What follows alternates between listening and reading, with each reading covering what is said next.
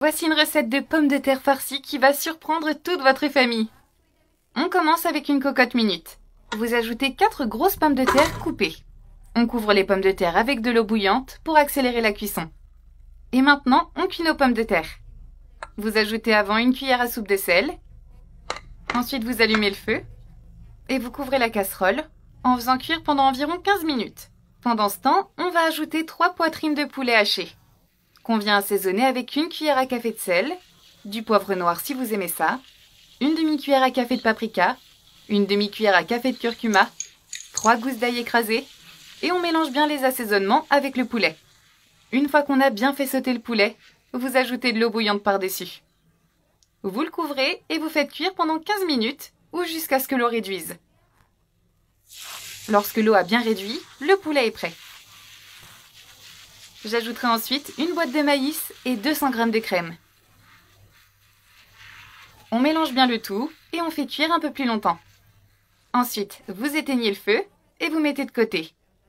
Avec les pommes de terre cuites, on vient les placer dans un grand bol et on les écrase jusqu'à ce qu'elles soient lisses. À ce stade, il n'est pas nécessaire d'ajouter du sel. Comme j'en ai ajouté pendant la cuisson, je ne vais pas l'assaisonner de nouveau. Une fois qu'on a bien écrasé nos pommes de terre, vous allez ajouter 3 cuillères généreuses de fromage à tartiner. Plus vous en ajoutez, plus la recette sera crémeuse. Vous remuez et vous mélangez bien jusqu'à ce que la purée soit plus onctueuse. Et maintenant, on termine la recette. Vous mettez la purée de pommes de terre dans une plus grande poêle, en l'étalant uniformément sur le fond. Cette étape doit être faite dans une grande poêle, d'accord? Et on ajoute simplement les ingrédients. Vous les mettrez au four ensuite. Sur les pommes de terre, vous ajoutez le poulet. L'odeur de ce poulet est vraiment incroyable. Et il est bien assaisonné. On termine avec une bonne quantité de bacon frit sur le dessus. Vous pouvez couper le bacon et le faire frire dans la forme que vous le souhaitez. Vous mettez autant de bacon que vous voulez, si vous aimez ça.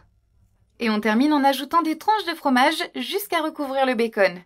Si vous le souhaitez, vous pouvez également ajouter du fromage parmesan. On saupoudre ensuite d'origan pour rehausser encore plus le goût. Et je suis sûre que cette recette va plaire à toute votre famille.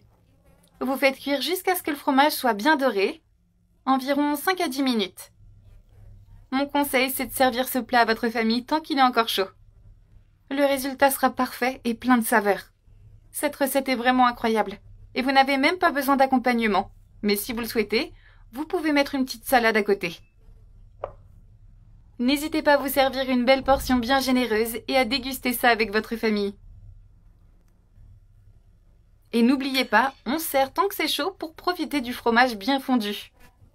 J'espère que vous avez aimé cette recette et que vous la testerez chez vous.